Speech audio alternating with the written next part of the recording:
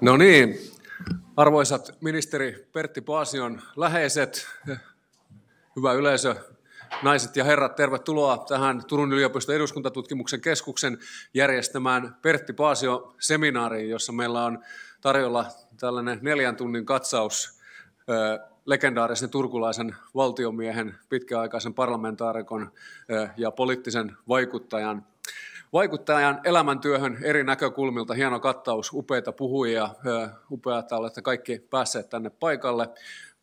Tulossa on taatusti hieno seminaaripäivä. Minun puolestani tervetuloa kaikille. Minä olen Markku Jokisipilä, eduskuntatutkimuksen keskuksen johtaja. Ja ennen kuin menemme tähän ihan varsinaiseen ohjelmassa mainittuihin aiheisiin, niin meillä on ilo välittää teille presidentti Tarja Halosen terveiset. Hän on parhaillaan Lontoossa, ja ellei olisi Lontoossa ollut, olisi itse saapunut tänne paikan päälle antamaan oman katsauksensa Pertti Paasioon. Mutta aloitamme nyt sillä, että professori Timo Soikkanen täällä, niin hän kertoo meille presidentti Halosen terveiset. Timo, ole hyvä.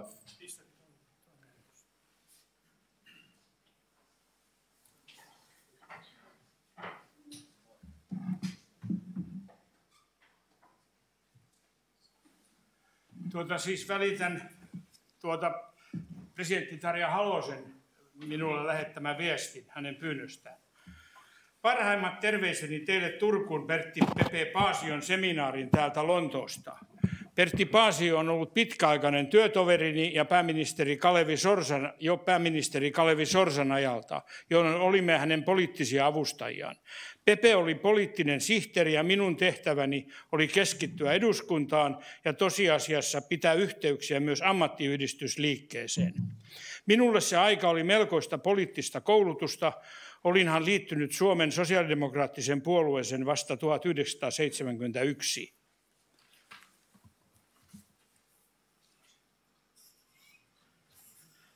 Pepe oli paljon kokeneempi ja vielä turkulainen, mikä toi vakaviinkin tilanteisiin koko joukon rentouttavaa huumoria. Sittemmin yhteistyömme jatkui pitkään eduskunnassa, muun muassa sosiaalivaliokunnassa, jossa hän oli valiokunnan puheenjohtaja ja myöhemmin myös eduskuntaryhmän puheenjohtaja ja paljon muuta. Vähitellen työkaverista tuli myös Pentin hyvä ystävä ja perheenkin opimme tuntemaan. Pepe on tehnyt paljon uraa uurtavaa työtä sekä Suomen että paremman maailman eteen, mutta toivoisin, että muistaisimme erityisesti hänen vakaumuksensa demokratian kunnioittamiseen. Hän jaksoi aina kuulla meidän kaikkien mielipiteet ennen kuin lähdettiin varsinaiseen päätöksentekoon. Tarja Halonen. Kiitos.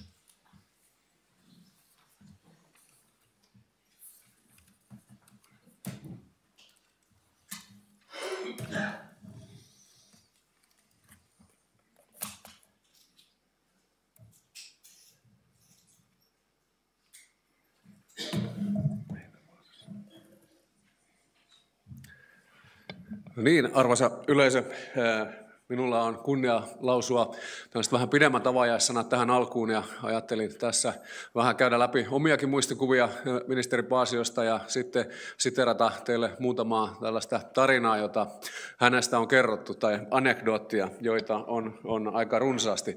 Itse koitin muistella, että milloin ensimmäisen kerran Pertti Paasion kanssa pääsin keskustelemaan pidemmin ja ajoitan se jonnekin vuoden 2004 tienoille, jolloin väitteli tohtoriksi ja hän sitten historian harrastajana myös pani merkille väitöskirjani valmistumisen ja siitä kävimme keskustelua. Sitten sen jälkeen useita kertoja tällaisia vastaavia tilaisuuksia oli hänen kanssaan keskustella ja mieleeni jäänyt esimerkiksi vuodelta 2017 joulukuulta, kun eduskunnan ulkoasiainvaliokunta järjesti 100-vuotisjuhlaistunnon, niin matkustimme täältä Pepen kanssa yhdessä Turusta sinne, koska sinne oli kutsuttu kaikki elossa olleet valiokunnan entiset puheenjohtajat, niin hän siinä roolissa ja tietysti myös valiokunnan pitkäaikaisena jäsenenä oli tuolla. Ja nämä olivat aina äärimmäisen antoisia ja hauskoja keskusteluja.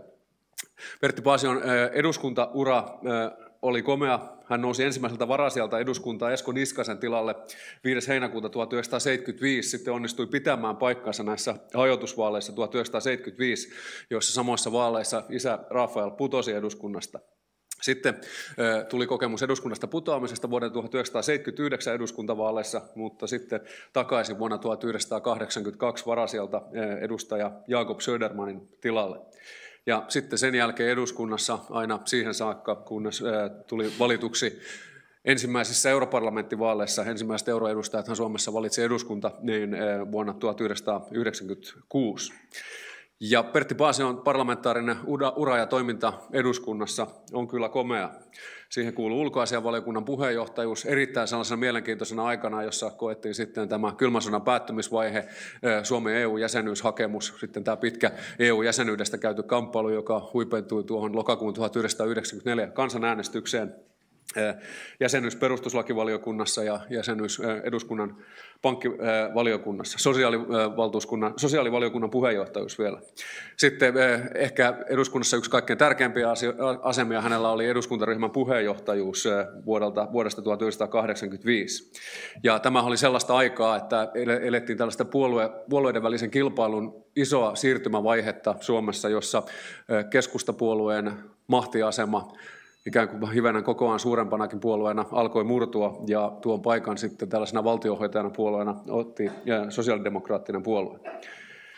Sitten keväällä 1987 Paasio valittiin SDP:n puheenjohtajaksi, ja hän sitten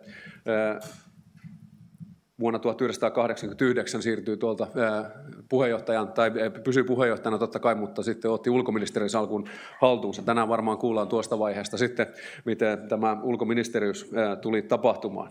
Ja tuossa asemassaan sitten hän oli myös pääministerin sijainen. Eduskuntavaalit 1901 SDP hävisi, ja siitä seurasi sitten se, että SDP päätyi ylimääräisen puoluekokoukseen, jossa sitten Paasio väistyi tuolta puheenjohtajan paikalta. Tämä tällaisena lyhyenä kertauksena siitä näistä tärkeistä asemista tuolla eduskunnassa. Jos lähdettäisiin Paasion koko ansioluetteloa luettelemaan tässä käymään läpi, niin saataisiin tämä aamupäivä menemään ihan kokonaan siihen. Ja esitelmöitsijät tulevat kukin omalta näkökulmaltaan näihin sitten palaamaan vielä.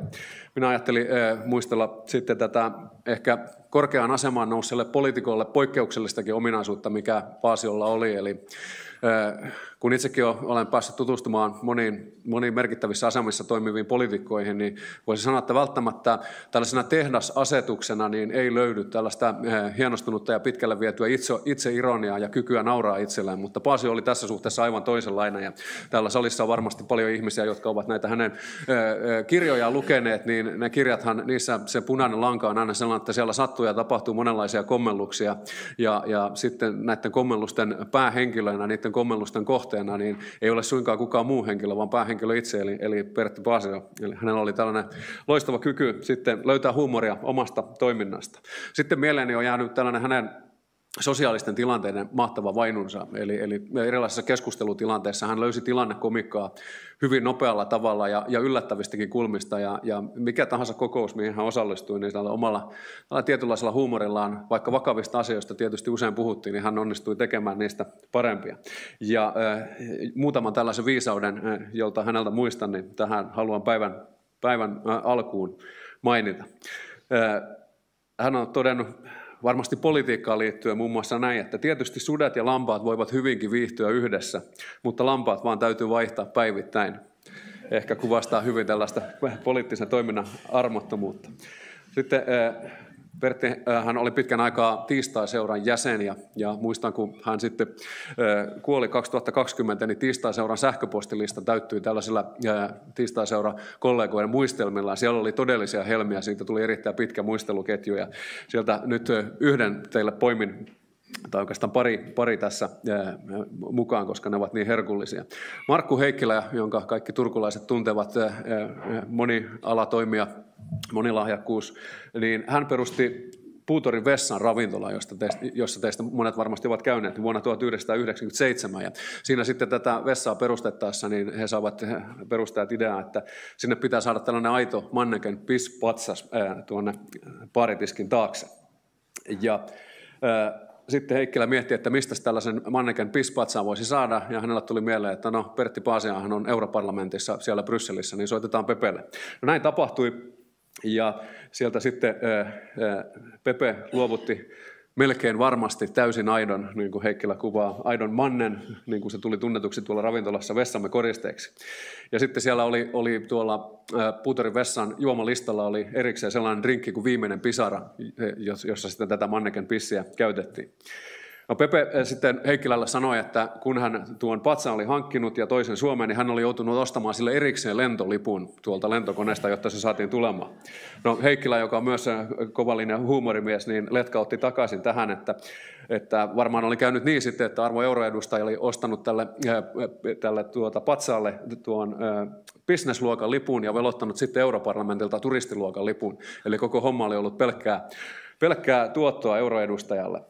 Heikkilä tätä muistellessaan totesi, että joku muu olisi tätä hyvin pitänyt ilkeilynä tällaista toteamusta, mutta Pepeä tämä oli naurattanut aidosti. Sitten tuolta valiokuntatyöstä sellainen anekdootti, että kun Pasio oli jäsen tässä eduskunnan jalkapallokerhossa, niin joskus jalkapallokerhon treeniaikataulut aiheuttivat ongelmia lakivaliokunnan kokouksiin. Eli kun aamulla mentiin treenaamaan, niin sitten ne valiokunnan jäsenet, jotka olivat tämän jalkapallokerhon jäsenenä, ne tuppasivat myöhästymään sieltä kokouksesta. Ja niin kävi, että Pasio sitten esitti tuolla lakivaliokunnassa, että eduskunnan jalkapallokerholaiset ehtisivät aamutreeneistä ajoissa paikalle, jos kokousten alkua jonkun verran viivytettäisiin.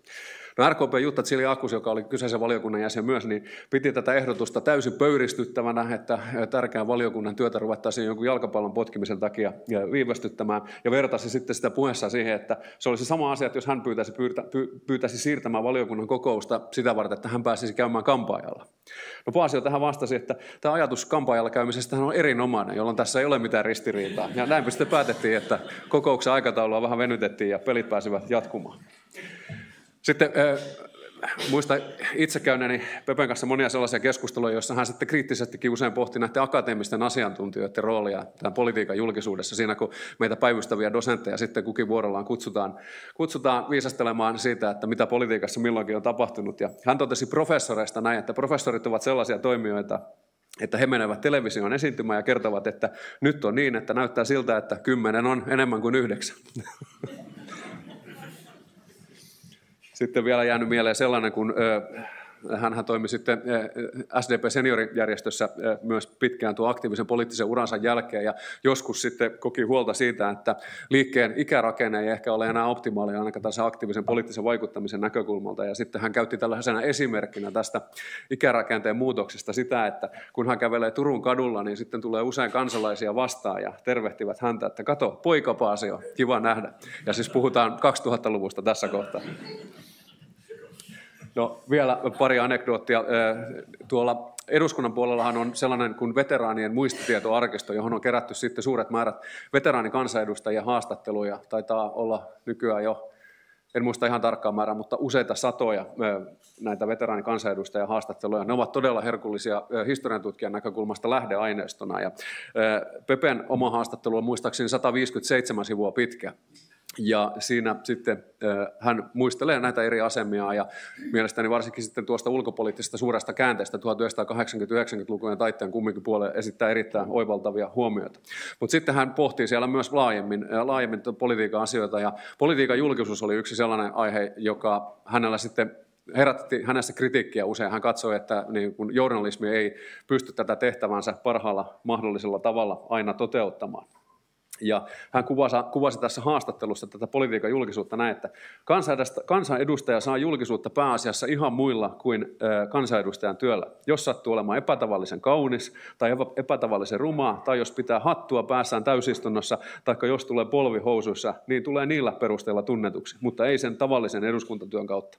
Se on minusta iso aukko. Se on kovaa työtä, se vaatii hyvää osaamista, perehtymistä, määrätietoisuutta, epäonnistumisten sietämistä ja niin poispäin, mutta ei media siitä ole kiinnostunut.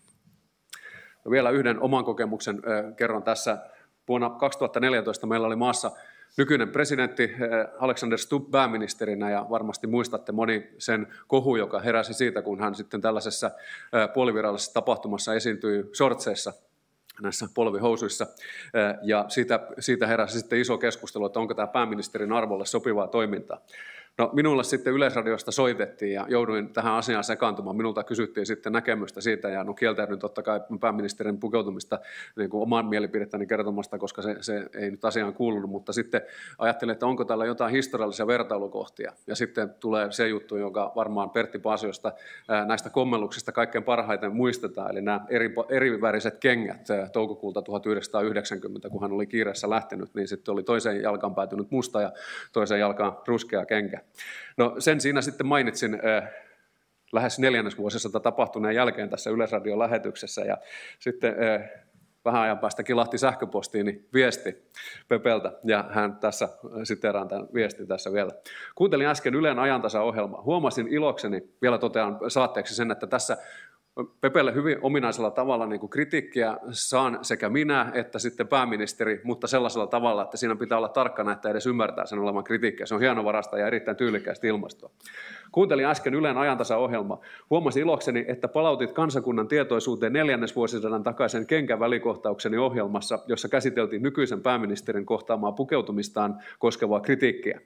Ulkoministerin eriväriset kengät muistetaan paremmin kuin mies itse. Viittauksesi ilahdutti suuresti. Vilpittömät kiitokset.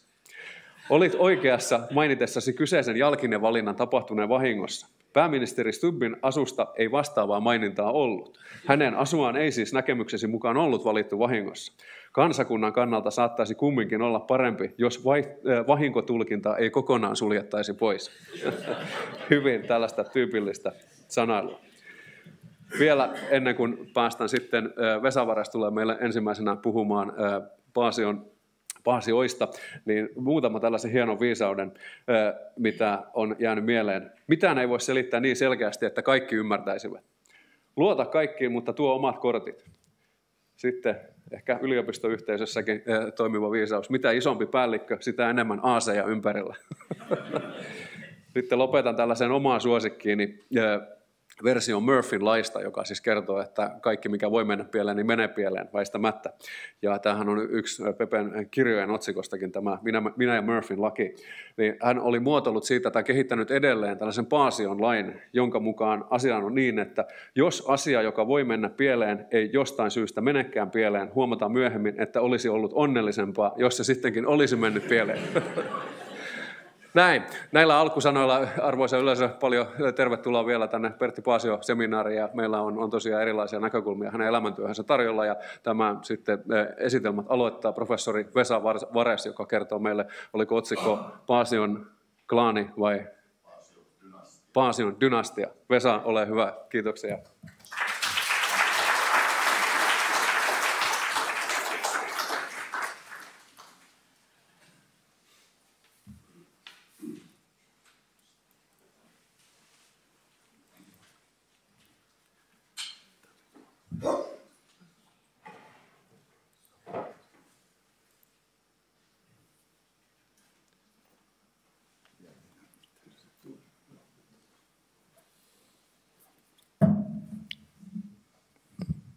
Joo, kiitän kutsusta tulla puhumaan tänne, koska olen mielelläni aina nostanut esille juuri sen kaltaisia poliitikkoja,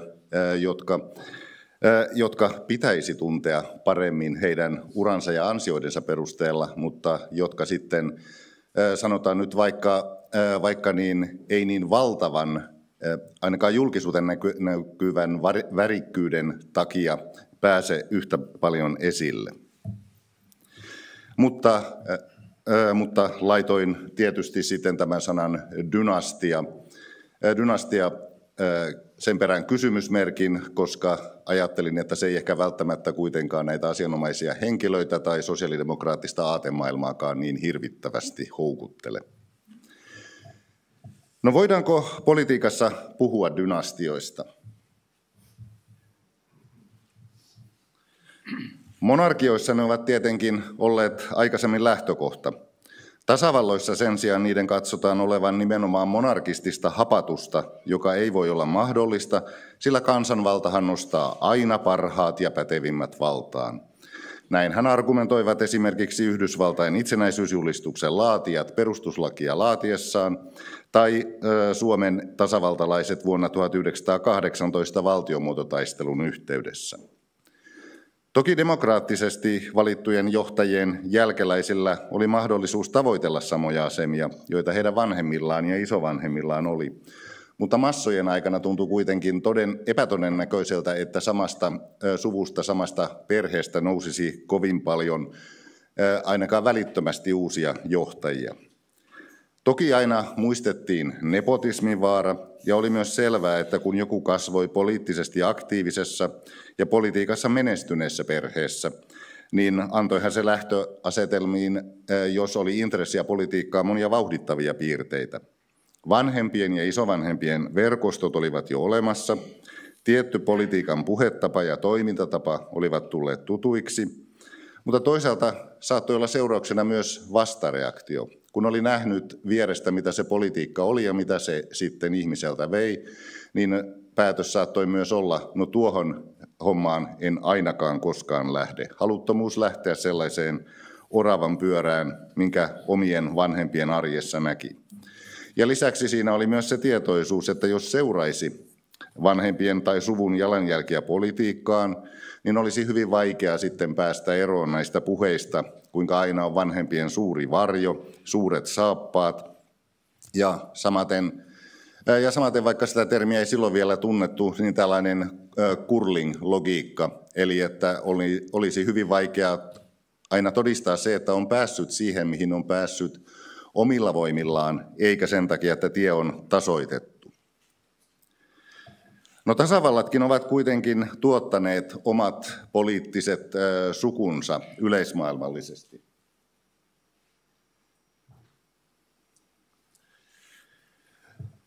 En nyt ota tasavalloista Pohjois-Koreaa esille, koska se on vähän liian banaali esimerkiksi. Mutta esimerkiksi Yhdysvalloissa Kennedy-klaani ja Bush-klaani ovat käsitteitä. 1800-luvulla presidentiksi tuli kerran erään aiemman presidentin poika ja kerran pojanpoika. Presidentti Rooseveltit eivät olleet isä ja poika tai veljeksiä, he edustivat eri puolueitakin, siis Theodore ja Franklin D., mutta olivat kyllä sukua keskenään.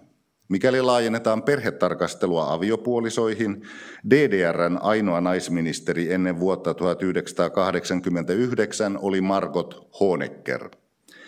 Filippiineillä Benigno Aquinon murhan jälkeen silloisen opposition johtajaksi ja pian presidentiksikin nousi tämän vaimo Corazon Aquino. Alabaman kuvernööri George Wallace tuli kerran sellaisen tilanteen eteen, että hänellä oli sallitut virkakaudet jo täynnä, niin hänen ratkaisunsa sitten oli, että vaimo oli ehdolla seuraavissa vaaleissa. Ja itse asiassa aika moni meistä olisi varmaan toivonutkin, että näissä viimeisimmissä Yhdysvaltain presidentin vaaleissa Donald Trumpin vastaehdokas olisi ollut Michelle Obama. Intiassa pääministeri Indira Gandhi oli aiemman pääministerin Jawaharlal Nehrun tytär. Kanadassa on muodostumassa jonkinlainen Trudeau-klaani ja naapurimaa Norjasta voisi mainita Stoltenbergit. Thorvald Stoltenberg toimi ulko- ja puolustusministerinä ja hänen poikansa Jens myöhemmin pääministerinä. Tosin hänet muistamme sattuneesta syystä erityisesti Naton pääsihteerinä. Kaiken kaikkiaan tuntuu siltä, että lähisukulaisen lähteminen poliittiselle uralle on tullut hiukan tyypillisemmäksi kuin mitä se aiemmin oli. Ja sitten ihan oma lukunsa on tämä valtio. Demokratian puitteissa siis Kreikka, sillä siellä isä-poika-yhdistelmät tuntuvat olevan suoranainen sääntö.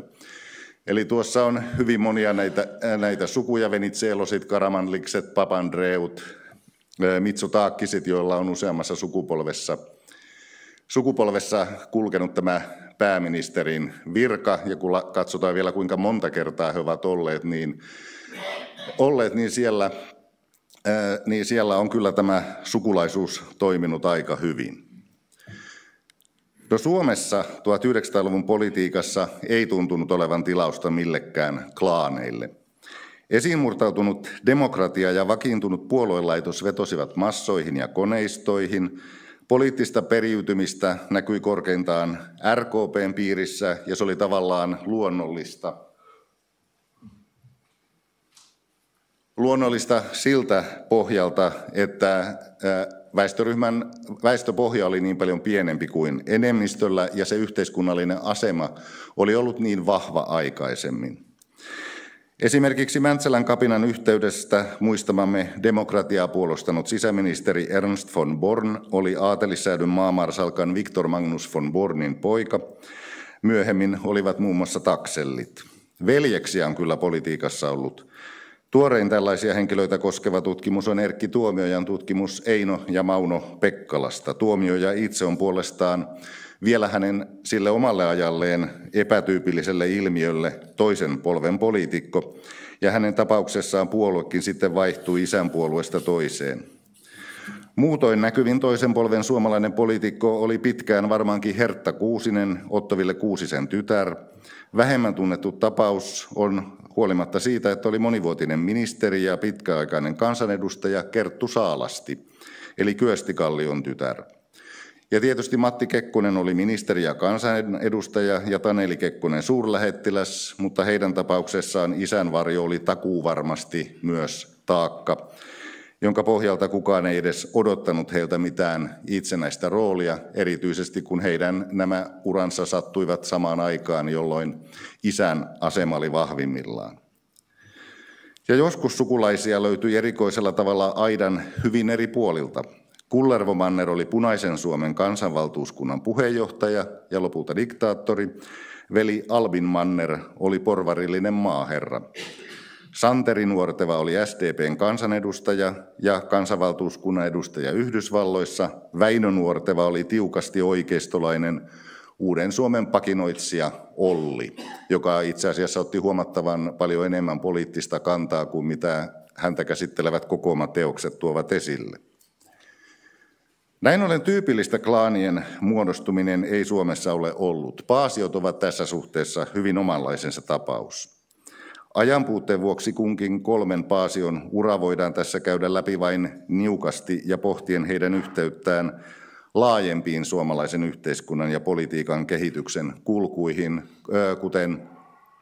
kuten Markku tuossa jo mainitsi, niin aamupäivä menisi Pertti Paasion ansioluettelon läpikäymiseen ja sitten on vielä sitten voitaisiin aloittaa Rafael ja Heli Paasio toisi vielä sitten melkoisen pitkän oman lisänsä. Rafael Paasio saavutti valtiomiesasemansa oman aikansa klassista tietä sillä tavalla, jolla oletettiinkin noustavan politiikan huipulle. Hän oli SDP:n kansanedustaja lähes 30 vuotta, nousi nimenomaan pitkäaikaisen sitkeän järjestötoiminnan kautta, lopulta SDP:n puheenjohtajana 12 vuotta, eduskunnan puhemies, pääministeri ja vielä toisen pääministeri.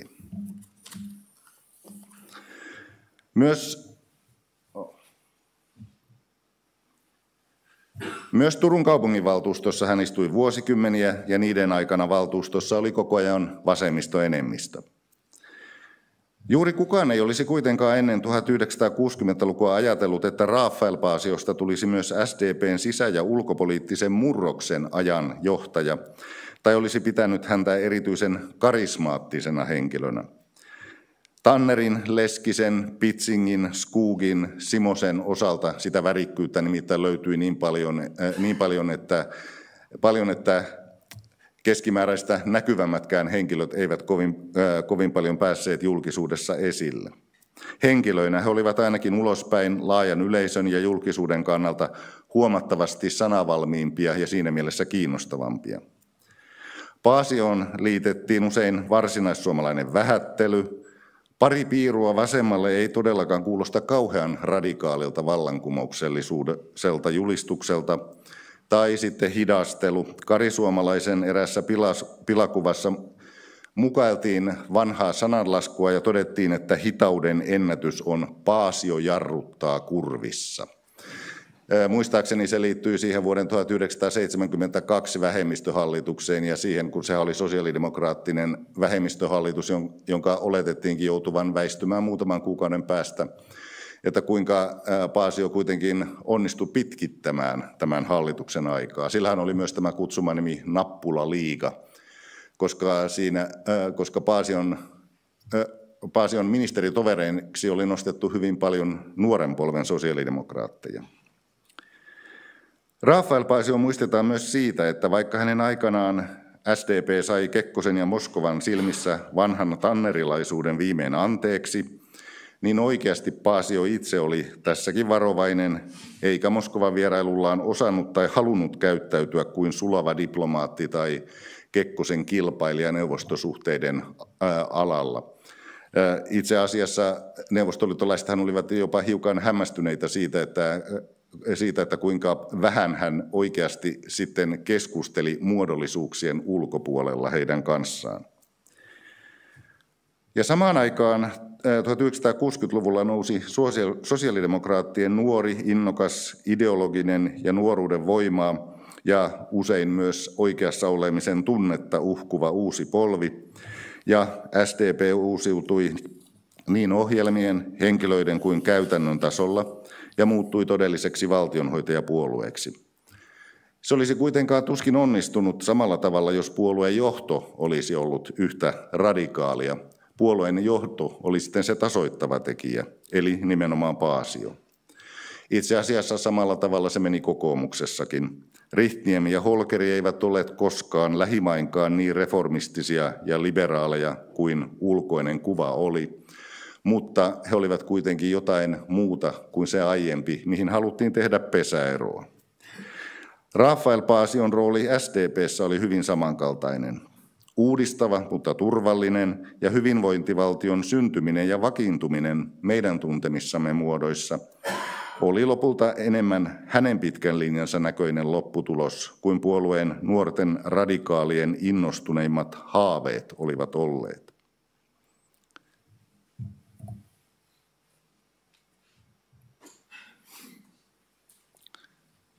Pertti Paasio joutui puolestaan kantamaan raffun pojan taakkaa. Luultavasti edelleen jälkikuvassa se painaa hieman liikaa. Pertti Paasio oli kuitenkin hänkin pitkäaikainen kansanedustaja, ministeri, SDP:n puheenjohtaja, Turun kaupunginvaltuuston pitkäaikainen jäsen ja europarlamentaarikko. Uran alkuvaiheessa hän toimi valtiovarainministerin poliittisena sihteerinä ja pääministerin sihteerinä, joten se politiikan huippukin tuli sitä kautta jo hyvin nuorella iällä tutuksi. Tosin siitä tuli irvailuakin.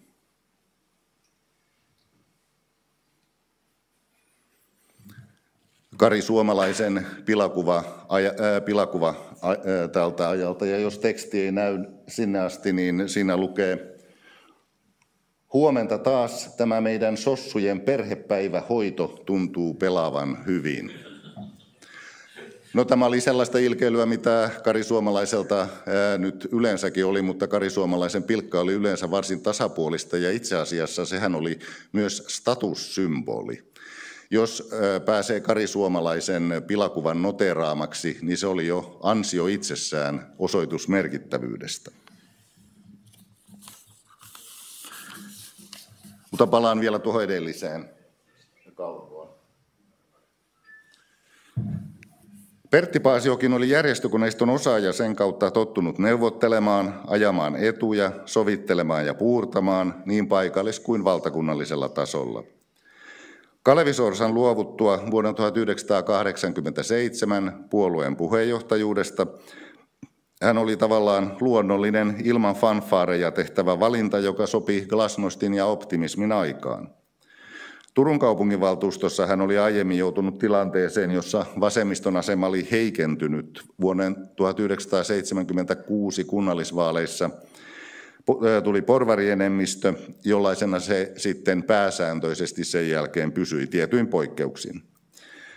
Kun tähän liittyy vielä trauma vuoden 1980 vaalituloksesta ja siitä, kuinka yksi puolueloikka keikautti jo palautuneen vasemmistoenemmistön porvarilliseksi, neuvottelukyvyille olikin tarvetta. Ministerinä Paasio toimi Holkerin sinipunahallituksessa vuosina 1989–1991 ulkoministerin salkun haltijana. Monille kuitenkin jäi ehkä siitäkin mieleen eräänlainen vähättelevä aspekti, koska tilannehan oli se, että Paasio oli puheenjohtaja ja pidettiin ongelmallisena, että puolueen puheenjohtaja ei kuitenkaan ole hallituksessa, hänelle pitäisi löytää sieltä paikka. Ja tästä olivat periaatteessa kaikki samaa mieltä, mutta kukaan toveri ei kuitenkaan ollut kauhean innokas sitten luovuttamaan sitä omaa salkkuaan, kunnes sitten Kalevi Sorsa sen lopulta teki. Julkisuudessa tämä oli johtanut sitten aikamoiseen Paasion vähättelyyn, vaikka hänen vikansahan se ei tietenkään missään mielessä ollut. Puheenjohtajuus SDP:ssäkin jäi suhteellisen lyhyeksi, 4-vuotiseksi. Pertti Paasiota voidaan pitää ajoituksen kannalta epäonnisena sikäli, että hänen aikanaan SDP alkoi kaivata sellaista puheenjohtajaa, joka sopisi sellaiseen yhteiskuntaan ja sellaiseen Suomeen, jonka uskottiin olevan tulossa. Kasinotalouden hurjat vuodet, sosialismin romahdus, näkemys oli se, että nyt tarvitaan jonkin toisen näköistä puheenjohtajaa ja siihen tuntui sitten sopivan Ulf Sundqvistin imago, ainakin jos hänestäkin unohdettiin tietyt nuoruuden radikaalit piirteet.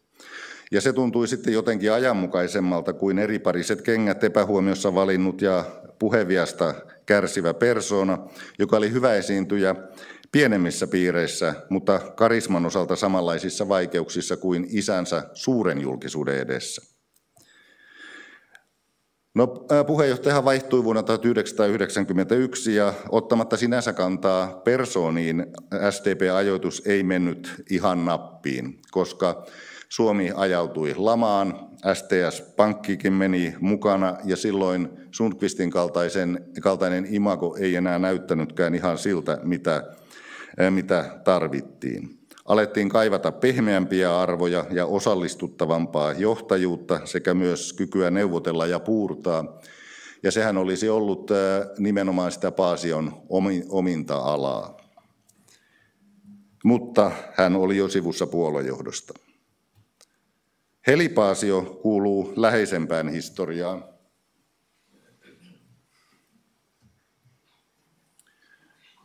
Ja tutkimustietoa on näistä ajoista vähemmän. Hänen osaltaan varjo on tietenkin ollut kaksinkertainen. Hän ehti olla kansanedustajana 4 kautta vuodesta 1999 vuoteen 2015 aikana, joka oli toisaalta naispoliitikkojen nousun, mutta toisaalta SDP:n kannatuksen laskun ja pitkään niin vahvan valtionhoitaja-aseman hiipumisen aikaa. Kaupunginvaltuustossa hän oli isästä ja isoisästä poiketen vain muutaman vuoden, eli enemmän profiililtaan valtakunnan poliitikko. Tai ainakin siinä mielessä, että toki hekin olivat profiililtaan valtakunnan poliitikkoja, mutta kuitenkin heillä oli myös valtuustossa pitkä ura. Heli Paasion vaalitulokset olivat joka tapauksessa näyttäviä. Hän tuli eduskuntaan vain 26-vuotiaana vuonna 1999. Helsingin Sanomissa valinnasta kertoneessa jutussa todettiin ehkä hiukan holhoavaan sävyyn, että ehdokkaan nimi oli herättänyt, lainaus, juuri sopivasti uteliaisuutta. Lainaus päättyy. Lehtijutussa mainittiin myös hänen politiikan jättäneestä isästään, että lainaus, Pertti sanoo pyytävänsä audienssia kansanedustaja Paasion luo, jos hänelle tulee tarve vaikuttaa politiikassa. Lainaus päättyy. Ja sama lehtijutun mukaan Pertti Paasio aikoi tulevaisuudessa vaikuttaa ensisijassa sanomalehtikirjoituksilla, joiden nimimerkkinä olisi joukko huolestuneita jalankulkijoita. Mutta kyseinen kansanedustaja Paasio menestyi ilmeisen hyvin, sillä hän uusi valtakirjansa 3 ja vuoden 2011 eduskuntavaaleissa hän sai Varsinais-Suomen vaalipiirissä kaikkein eniten ääniä. Hän oli myös SDP:n eduskuntaryhmän toisena varaanpuheenjohtajana vuodesta 2008 vuoteen 2010. Hänen toimensa eduskunnassa eivät liittyneet valtakunnan ulkopolitiikkaan samalla tavalla kuin isällä ja isoisällä, vaan enemmän sosiaali- ja talousalan asioihin, vero-, asunto- ja ympäristöalan kysymyksiin. Hän oli muun muassa myös Medihelin puheenjohtaja 6 vuotta, mutta ei varmaankaan tullut valituksi etunimen vuoksi. Tämä juttu on varmaan sanottu muutama 1000 kertaa.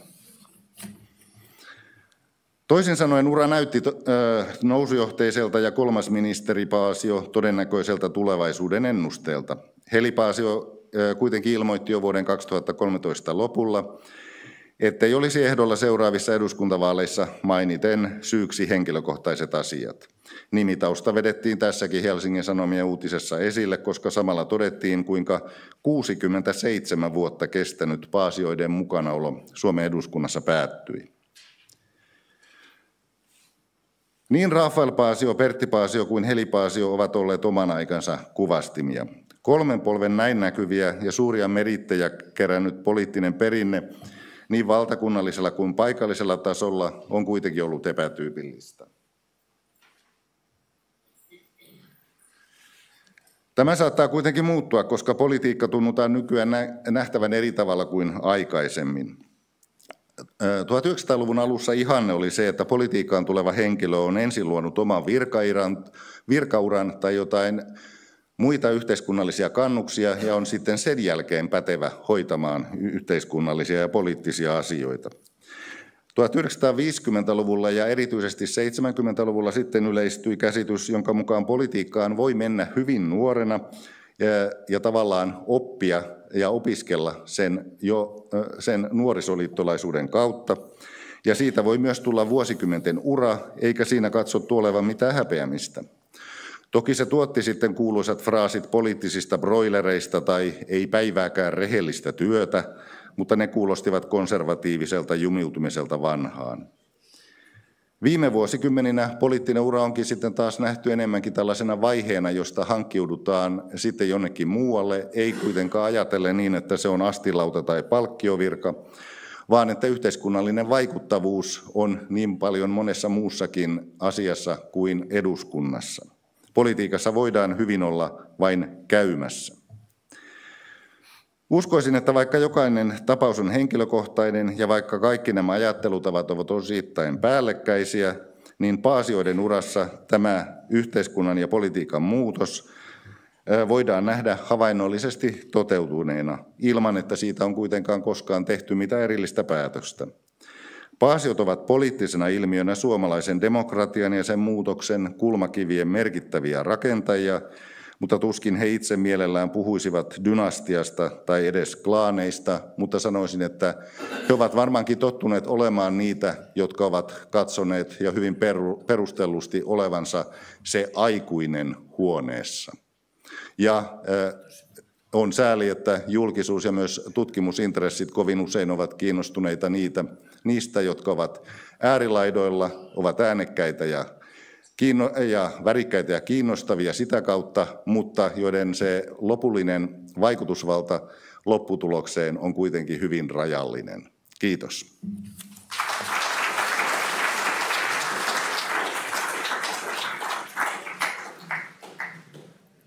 Nyt Vesa-ala poistui vielä, koska tässä meillä menee jonkun aikaa tähän virittämisen aikaan. Ja nyt on aikaa yhdelle yleisökysymykselle sillä aikaa, kun me pistämme professori Soikkasen esityksen pystyyn. Olkaa hyvä, vaan kättä pystyyn.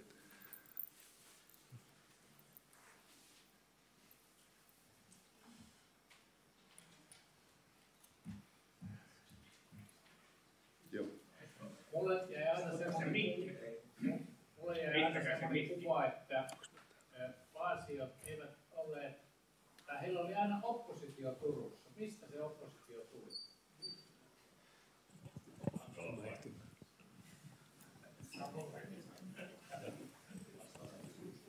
Joo, no se mielestäni liittyy näin, en ole sitä niin tarkkaan tutkinut, mutta mielestäni se liittyy näihin yleisiin asetelmiin ja siihen, että Turussa oli tämä voimakkaankin vasemmistolaisuuden perinne, ja SDP:ssäkin vasen siipi, joka kilpaili näistä äänistä SKDL:n kanssa, ja jolle sitten Paasioiden linja oli vähän liian pragmaattinen. Se, että Rafael Paasio tosiaan nousi Väinö Tannerin seuraajaksi, ei johtunut siitä, että hän olisi ollut joku tällainen joku näkyvä vasemmistokellokas, joka olisi pitkällä linjalla vastustanut Tanneria tai jotain muuta. Ennemminkin kyse oli tästä pragmatismista.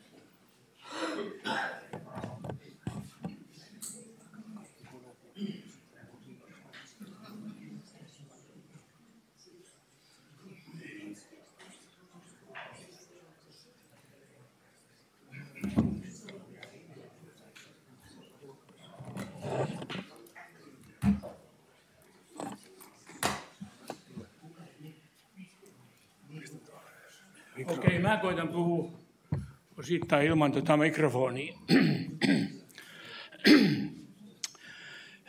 Pertti Paasio sanataiturina ja sutkauttajana. Oma näkökulmani on varsin suppea. Jätän laajemman tarkastelun Pepe-kirjailijana myöhemmin puheenvuoron käyttävälle Lasse Lehtiselle. Tarkastelen lähinnä ja vain Pepen sanavalmiutta, huumorintajua, huumorin käyttöä, ironian hallintaa ja ennen kaikkea mestarillista itseironiaa. Näiden ehdottomien ominaisuuksien vastapainona Pepellä oli myös ongelmia. Lievä änkytys, varsinkin hänen jännittäessään poliittisissa esiintymisissä. Siitä, miten sanavalmiuden, huumorin ja itseironialla hallittiin ongelmia, otan aluksi 2-3 nopeaa esimerkkiä. Toimittaja haastatteli Pepeä ja kysyi melko tahdittomasti hänen puheenviastaan. Onko teillä aina ollut tuo änkytys? Pepe salaman nopeasti. Ei ole aina, vain silloin kun puhuu. Älkää peljätkö, minä se olen, lohdutti Pepe paikallaolijoita, kun hänen muotokuvansa paljastettiin Kaupungintalolla 2008. Pepellä oli poikkeuksellinen taito ottaa vastaan hyökkäyksiä ja poliittista kritiikkiä, niin ettei tilanne kärjistynyt ja eskaloitunut. Huumorilla ja itseironialla tilanne oli hoidettavissa. Usein jopa käännettävissä niin, että hyökkääjä joutui itse pilan ja huumorin kohteeksi ja vaikeni. Tästä taidosta on mestarinäyte ulkoministeri Pertti Paasion esiintymisessä Washingtonin pressiklubilla. Pressiklubia pidetään yleisesti eräänä maailman vaikeimmista ja kovimmista foorumeista. Siksi röyhkeästi Yhdysvaltojen suurempien lehtien edustajat käsittelevät vierailijoita ja tekevät hyökkääviä kysymyksiä. Toimittaja hyökkäsi Paasion puheen jälkeen seuraavasti. Eikö Suomen tragedia ole pelkistettävissä siihen, että teillä on 1300 kilometriä yhteistä rajaa Neuvostoliiton suuntaan? Paasio vastasi suoraan. Se vasta tragedia olisi, jos sitä rajaa ei olisi. Jatkokysymystä ei tullut. Torjunta oli täydellinen. Aina sattuvinkaan vastakommentti ei johda hyvään lopputulokseen. Kaikki riippuu olosuhteista.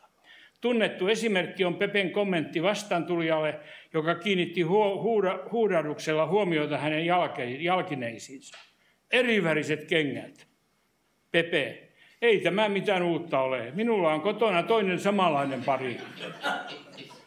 No humoristinen vastakommentti levisi nopeasti ja kaikki Suomessa tiesi sen, mutta oli tulossa vaalit ja sitten vaalien jälkeen ylimääräinen puoluekokous, jossa tavoitteena oli Pertin syrjäyttäminen ja siinä kohtaa tätä ruvettiin käyttämään sitten siihen, että hän oli vähän niin kuin höperän vaiheessa jo, koska hän niin kuin esiintyi värillisissä kengissä. Että se hänen loistava torjuntansa kääntyi sitten häntä vastaan omalla tavallaan. Pepellä jäi tästä selvä trauma. No Pepellä oli hallussaan joukko itse kehitettyjä mietelmiä ja iskulauseita, joita hän usein käytti. Valtaosa niistä oli ajankohtaan liittyviä, iskeviä ja humoristisia. Otan vain yhden esimerkin. Pepe filosoferasi.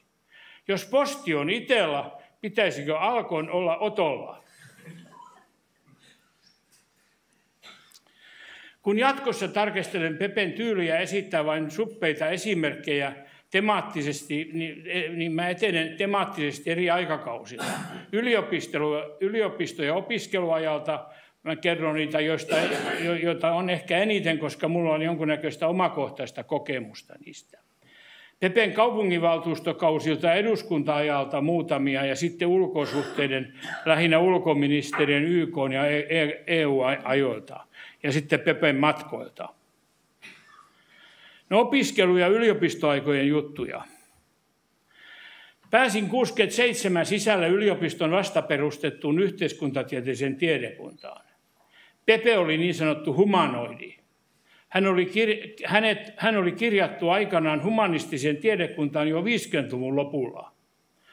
Valtaosan opinnoistaan hän suoritti humanistisessa tiedekunnassa. Pepe kuitenkin siirtyi yhteiskuntatieteelliseen tiedekuntaan sen tultua perustetuksi 67. Ne, jotka olivat taas lukenut humanistisessa, mutta tulivat sitten yhteiskuntatieteelliseen, niin me yhteiskuntatieteilijät kutsuttiin niitä humanoideiksi. Edustin nuorinta yhteiskuntatieteilijöiden kohorttia Pepen viimeistellessä opintojaan. Vuoden verran oli päällekkäistä aikaa. Menin ensimmäiseen tenttiin. Ilkka Vaura jakoi papereita. Kun Pepe haki kuorensa, hänet hyvin tunteva Vaura kysyi, mitä sinäkin täällä teet? Luulisi vastannaineella oleva muutakin tekemistä. Kirsti määräs, kuittasi Pepe laukasten koko tenttisalin jännityksen nauruun.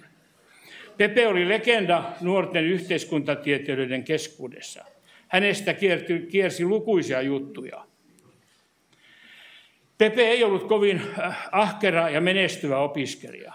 Työssäkäynti, politiikka, kaupunginvaltuusto ja monet harrastukset vaativat veronsa.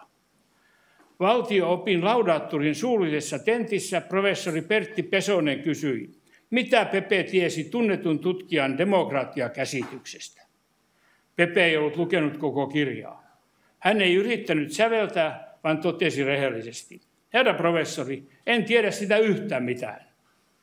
Pepe oli varma, että hylky tuli. Pesonen, joka oli Pepen veroinen huumorimies, totesi hyväksyvänsä vastauksen oikeana ja täsmällisenä. Olihan hän nimenomaan kysynyt, mitä Pepe asiasta tiesi.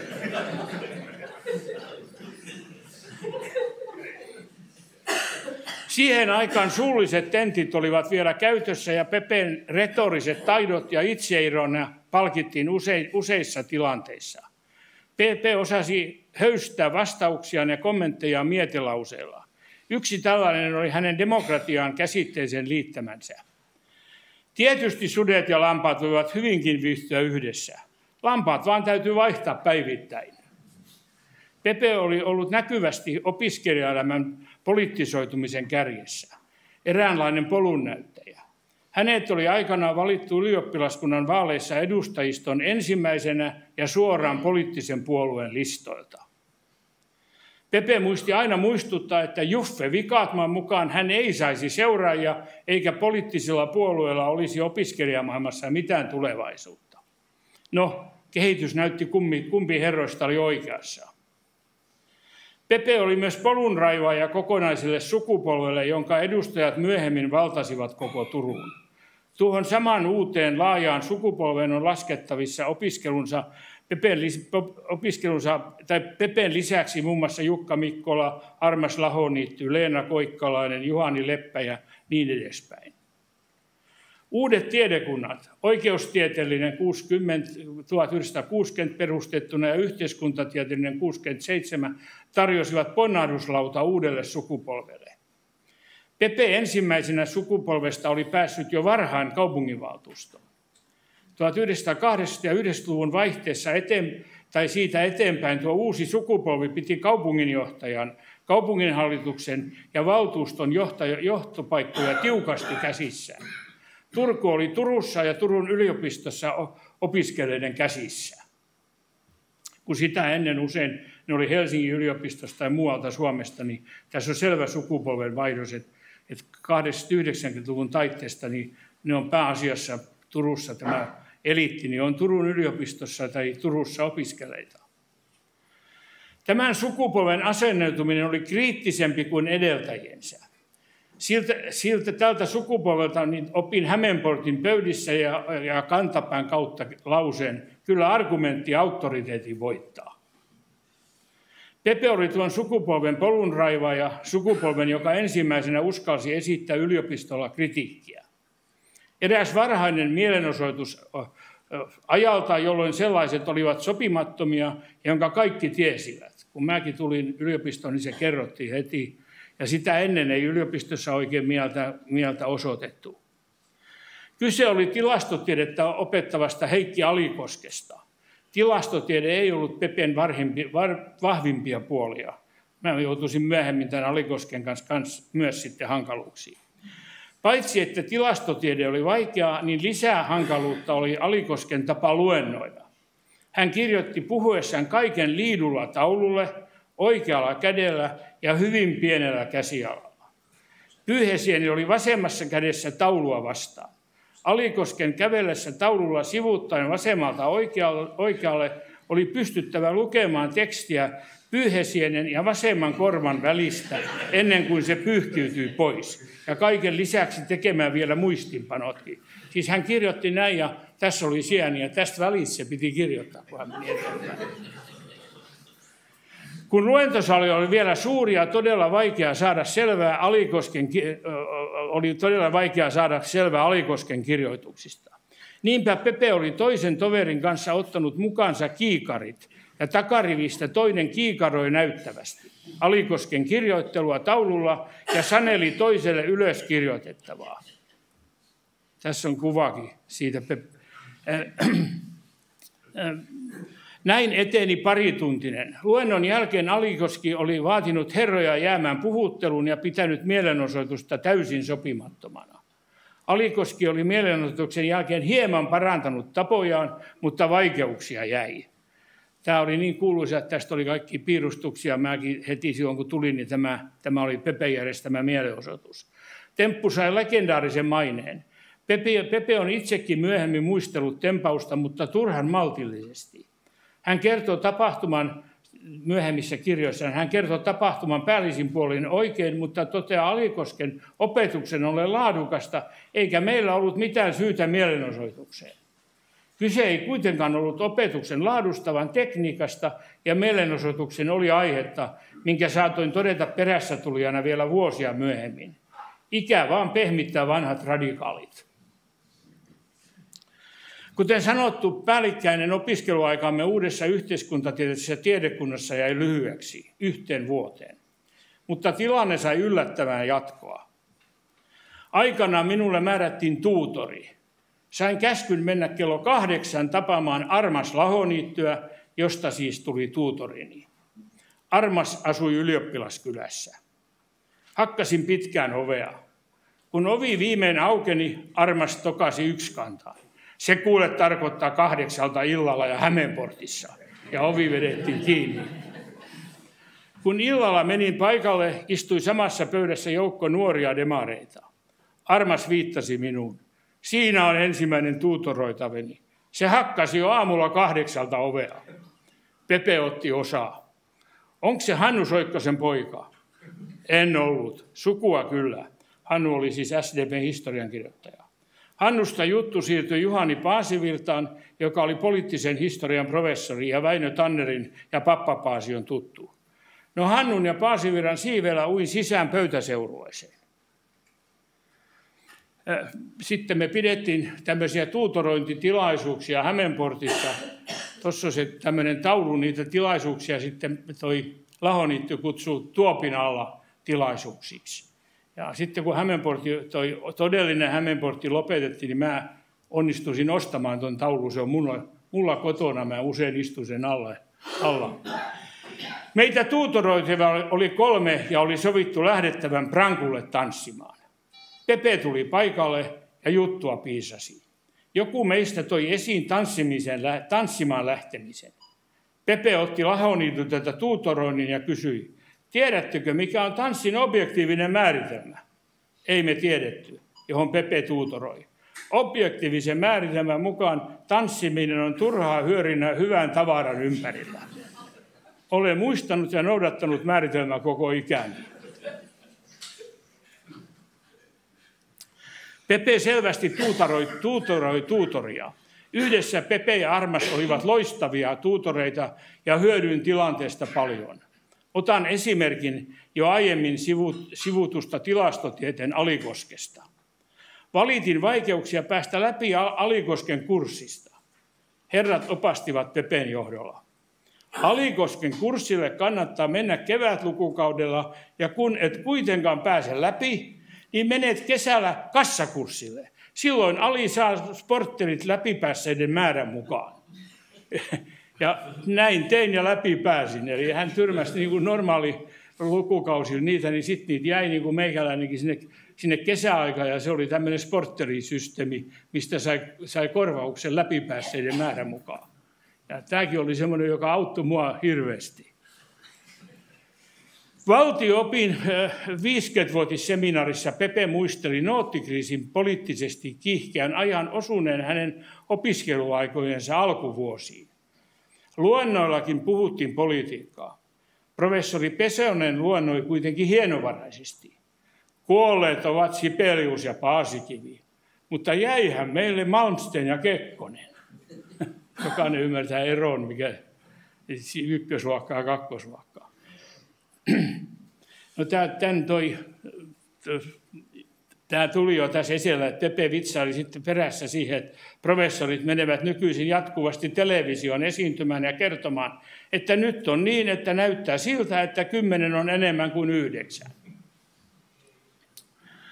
Pepe muisteli Hämeenportin pöydässä. Sosiologian professori Yrjö Littunen oli saanut vuonna 1964 kutsun vierailla Neuvostoliitossa ja oli tästä silmin nähden ylpeä. Mitä sinä siellä Neuvostoliitossa sitten teet, oli Ilmari Talvel kysynyt. Opetan venäläisille sosiologian haastattelumenetelmiä, vastasi Littunen. Tietääkseni siellä NKVD:llä on käytössä erinomaisen tehokkaat haastattelumenetelmät, vakuutteli Virosta painut Talve. No, kunnallispolitiikassa ja eduskunnassa. Kunnallispolitiikan osuuden aloitan kuvalla sekä kertomuksella. Kertomus on lyhykäisyydessään hienoin ja ytimekkäin kuvaus Turun kunnallispolitiikasta, päätöksenteosta ja käy Turun taudin pätevimmästä diagnoosista, mitä olen koskaan kuullut. Yritän kertoa sen Pepen omalla tyylillä, vaikken millään muotoa tavoita samaa naivistista tunnelmaa. Vuoden 1964 kunnallisvaaleissa tulivat valituksi seuraavan kuvan 2 nuorta demaria. Myöhemmin kunnalliseksi legendaksi kasvanut Tero Lehto ja Pertti Paasio.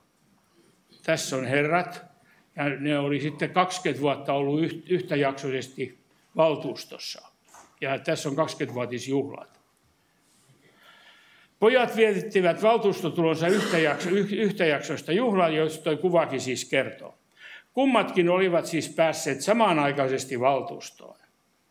Yhteiseksi poliittiseksi keppihevosekseen he ottivat erään asemakaavan-muutoksen. Pienelle tontille oltiin suunnittelemassa ja tunkemassa aivan liian suurta kivitaloa. Pojat ryhtyivät innolla kiihkeästi puhein ja kaikin keinoin vastustamaan kyseistä asemakaavan-muutosta. Pitkän linjan valtuutettu, tunnettu herrasmies ja demarien valtuustoryhmän puheenjohtaja Heikki Munter kuunteli aikansa tulokkaiden puheita ja sanoi sitten rauhallisesti, matalalla äänellä, kaiken puhutun olevan vallan hyvää ja kaunista, mutta arveli sekä asiaan että poikien puheisiin vaikuttavan jatkossa tiedon, että edellisellä viikolla kyseisellä tontilla oli vietetty tuon talon harjakaisia. Siis tämä, jos joku kuvaa Turun tautia, että juttu oli vielä kesken ja pojat melskasivat sitä vastaan ja siellä oli jo vietetty harjakaiset. Voiko Turun kunnallispolitiikkaa paremmin kuvata?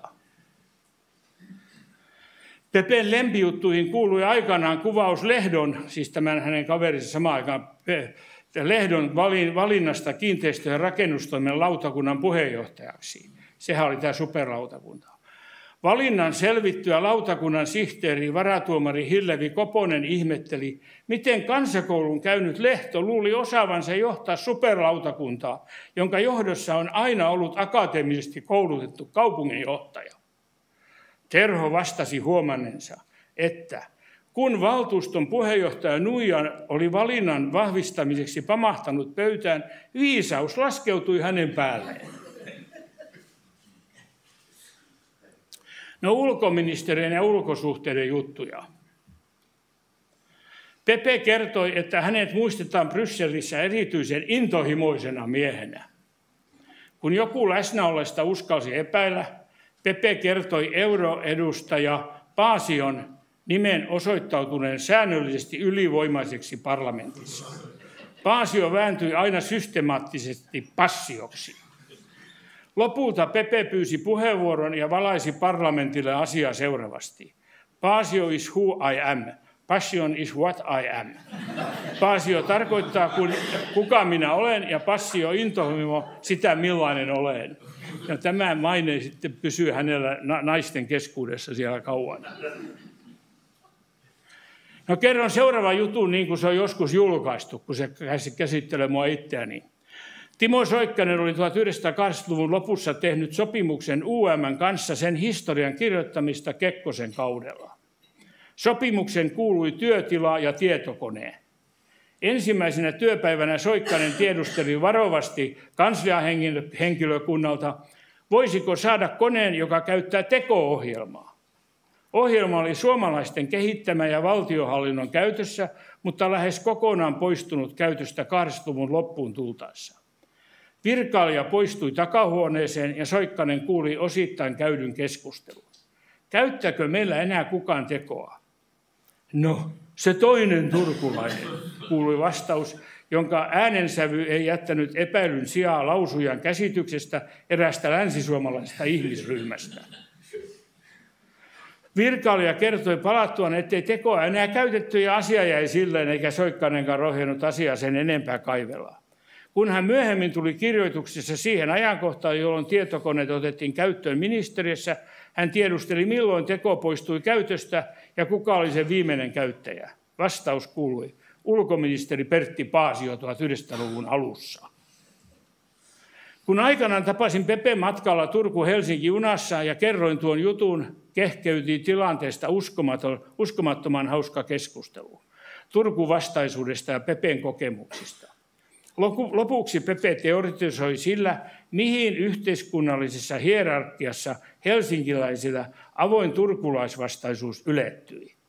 Pepen mukaan Mauno Koivisto oli hänelle todennut, että turkulaisuus kävi jopa suosituksesta, joten presidentti oli turvassa. Ulkoministerinä Pepe oli myös ollut rajan yläpuolella. Sisäministeri Koikkalainen oli kuulemma juuri rajalla.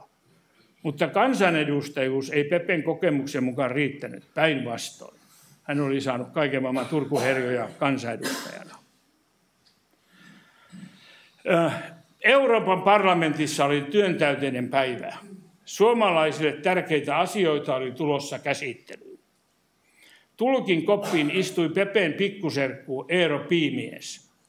Vähän ajan kuluttua tulkkaus koostui sielunvihollisen nimistä jatkuen muilla kirosanoilla. Lopuksi Eero ilmoitti, että siellä on kundit tanskalainen puheenjohtaja, enkä mä ymmärrä mitään. Päästyään osittain kärrylle hän ilmoitti uudelleen. Kundit hei, mä luulen, että nyt on äänestys. Handu ylös nyt, handu alas nyt. Näin päästiin mukaan kokouksen rytmiikkaan. Nostimme ja laskimme kätemme aina kun käskettiin. Demokratia toimi, mutta yllättävällä tavalla. Äänestyksen jälkeen norjalaisten johtaja ryntäsi paikalleen.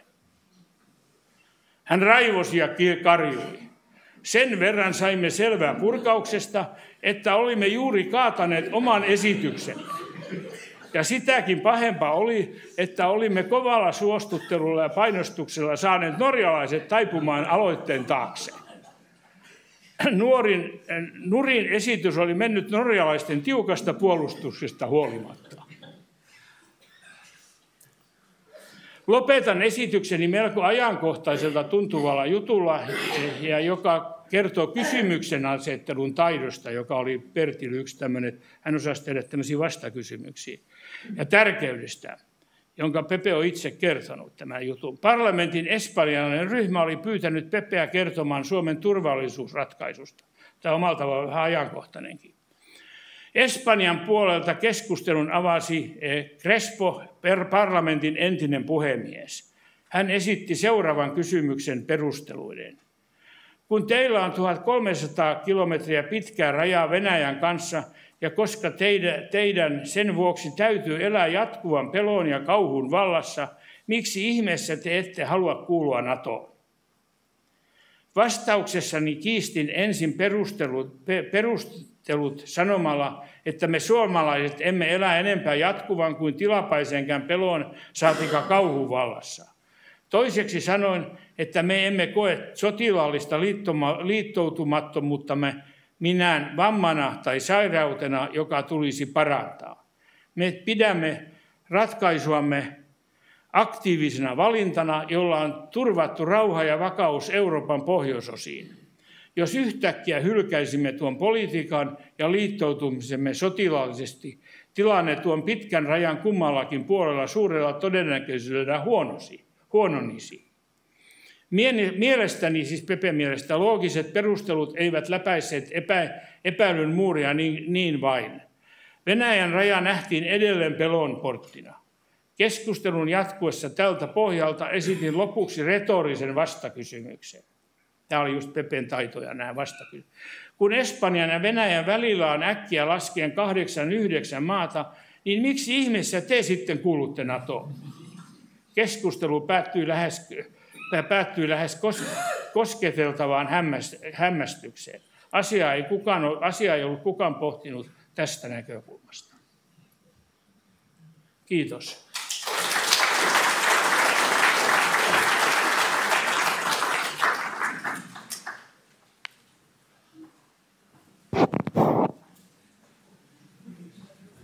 Nyt tasapuolisuuden nimessä voidaan tähänkin ottaa yksi yleisökysymys, jos sellainen löytyy salin puolelta. Meillä on sen verran aikaa tuossa aikataulussa. Olkaa hyvä.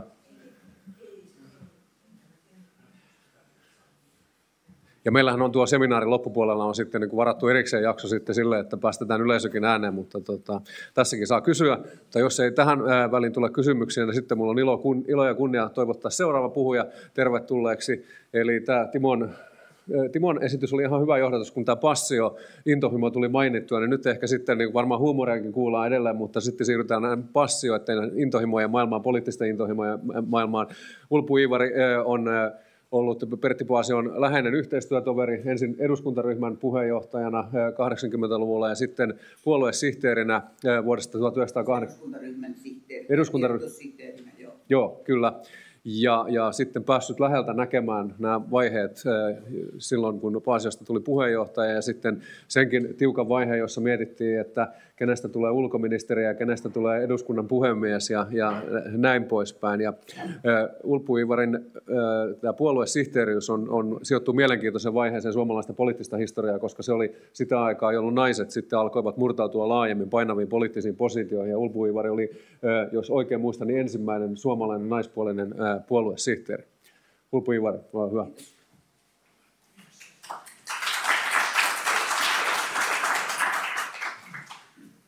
Joo, hyvää päivää, hyvää seminaariväki.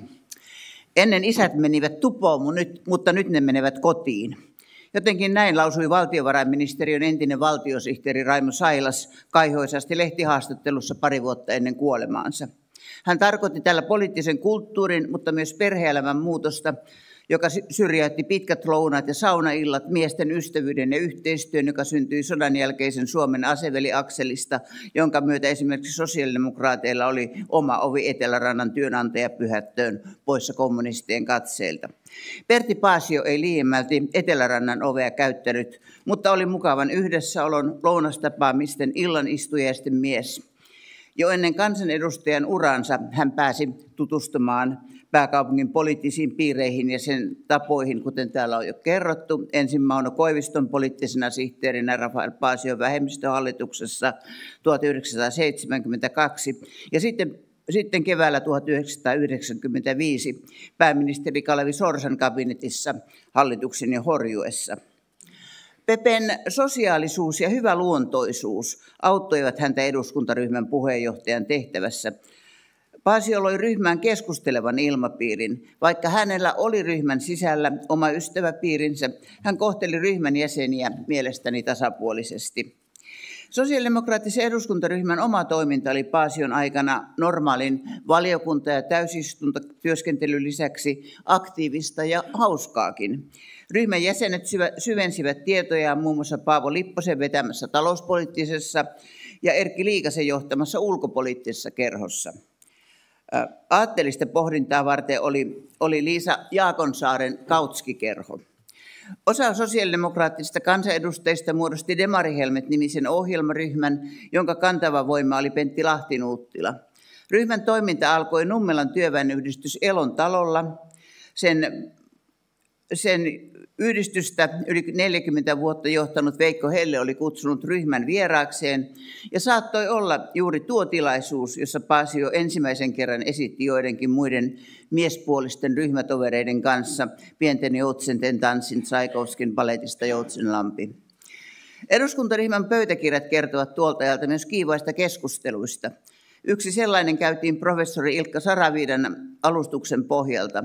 Hän oli kirjoittanut kriittisen mielipiteen ryhmän jäsenistä tulopolitiikan vaikutuksista parlamentarismin toteutumiseen. Osa ryhmän jäsenistä oli sitä mieltä, että keskitetyt ratkaisut heikentävät eduskunnan asemaa. Toiset korostivat tulopolitiikan kautta avautuvien mahdollisuuksia toteuttaa sosiaalidemokraattien yhteiskunnallisia tavoitteita. Pertti Paasio oli tupomiehiä. SDP oli jo 1970-luvun lopulla kehittänyt talouspolitiikkaa, jonka tarkoituksena oli monipuolistaa teollista pohjaa ja irrottaa Suomi inflaatio-devalvaatiokierteestä. Tähän pyrkimykseen sopi Sorsan hallituksen energiaverouudistus vuonna 1985. Uudistuksen myötä sähkön ja polttoaineiden verotuksessa siirryttiin valmisteverotuksesta liikevaihtoverotukseen. Verokanta oli 16%, josta teollisuudelle myönnettiin investointien vähennysoikeus. Uudistuksen tavoitteena oli tukea teollisuuden kilpailukykyä ja sitä kautta työllisyyttä.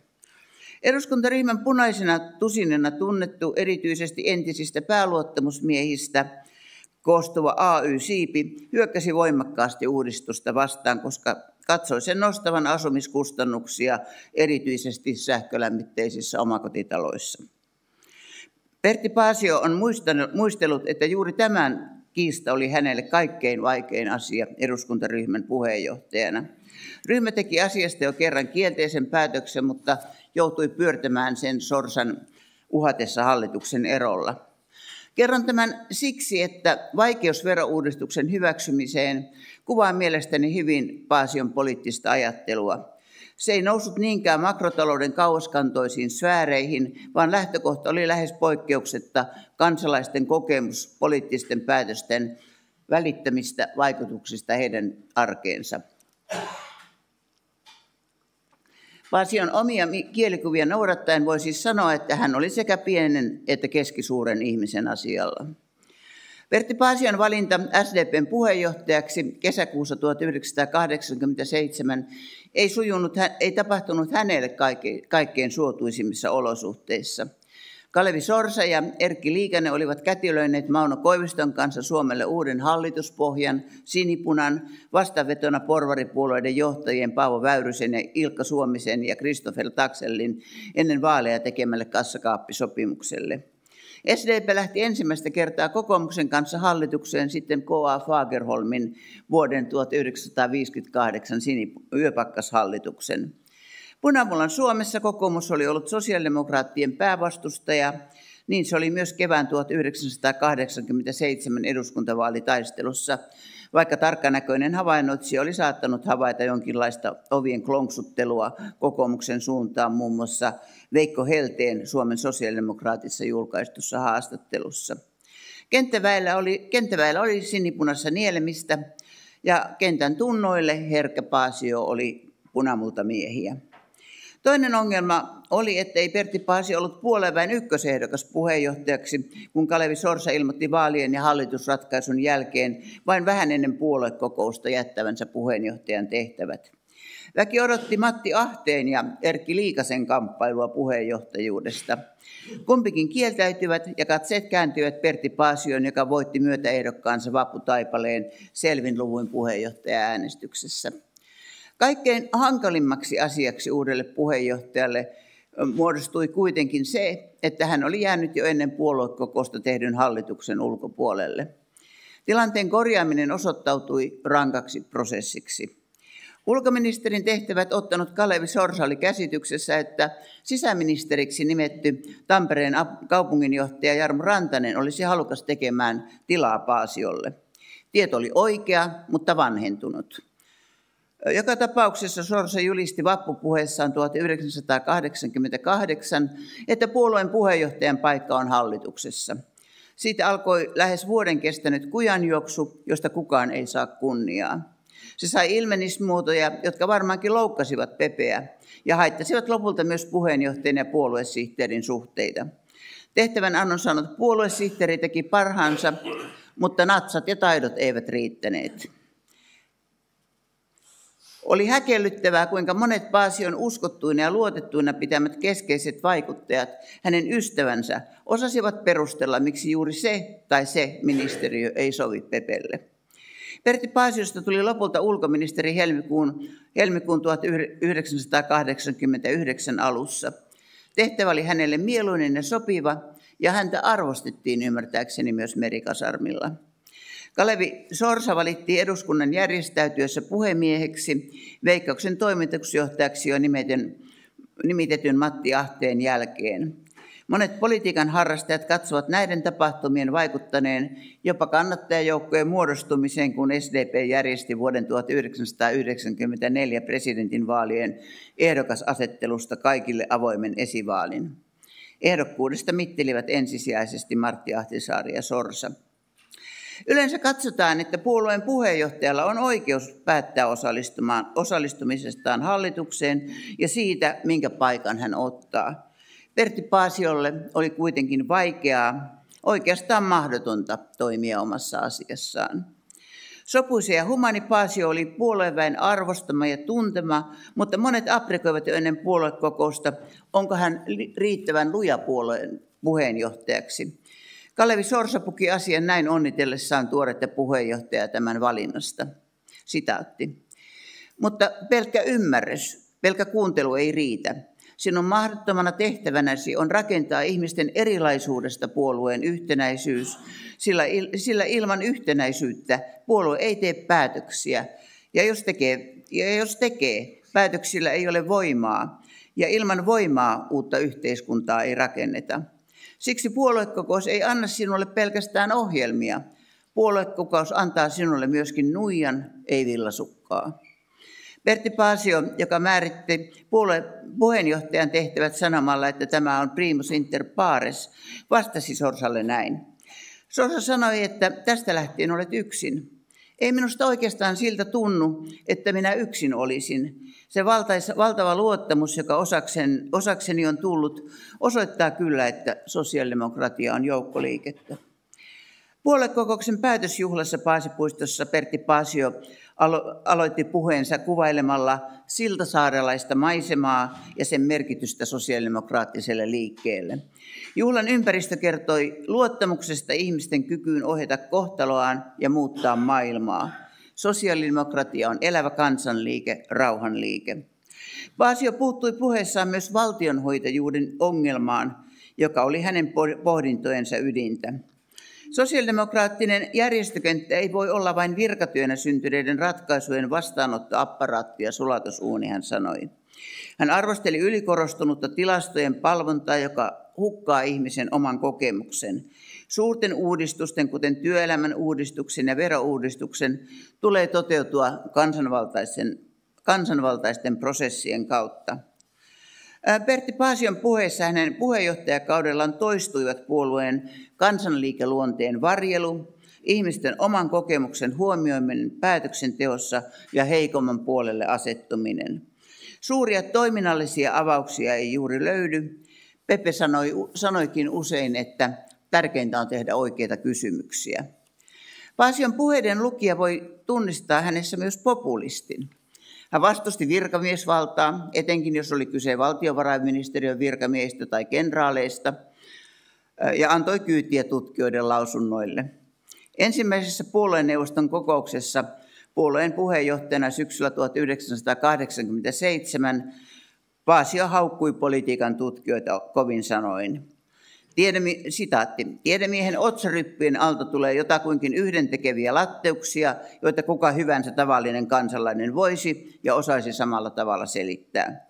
Yhteiskuntatieteestä Suomessa puuttuu jokseenkin täydellisesti kunnollinen puoluetutkimus. Puolueiden asema kansanvaltaisessa järjestelmässä on niin tärkeä ja keskeinen, että tämä puute rajoittaa tehokkaasti muunkin tutkimuksen kehitystä. Ehkä Turun yliopiston eduskuntatutkimuksen keskus on vastaus tähän Paasion kritiikkiin. Puheenjohtaja Paasio selosti kokouksessa puolueaktiiveille myös hallitusratkaisun perusteita.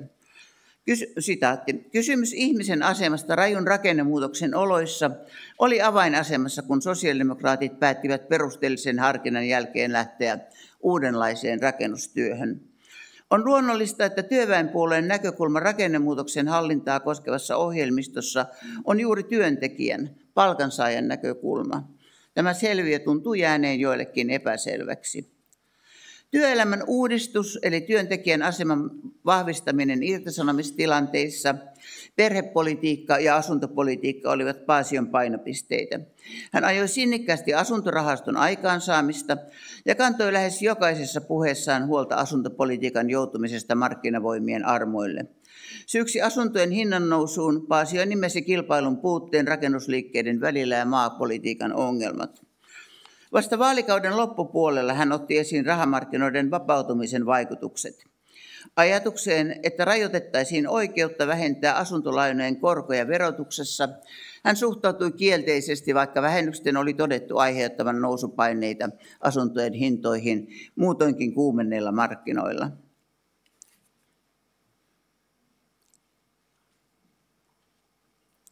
Pertti Paasion puheenjohtajakaudella maailmassa ja Euroopassa tapahtui 2 isoa muutosta.